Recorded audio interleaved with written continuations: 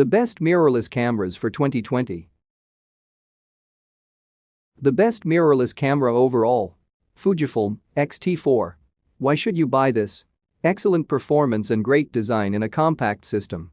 Who's it for? Enthusiast photographers or anyone looking for a one-size-fits. The best full-frame mirrorless camera. Sony A6100. Why should you buy this? 61 megapixels of full-frame glory. Who's it for? Professional and enthusiast photographers who want the best cheap mirrorless camera. Fujifilm X-T30. Why should you buy this? Excellent images and solid performance for less money than a flagship phone. Who's it for? Photographers who want great pictures in a portable form factor at a good price. The best mirrorless camera for video.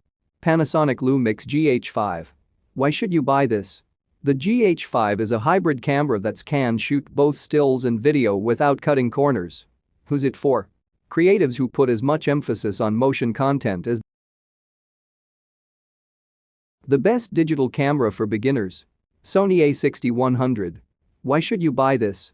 A beginner-friendly camera with a beginner-friendly price tag that doesn't skimp on features. Who's it for? First-time buyers jumping into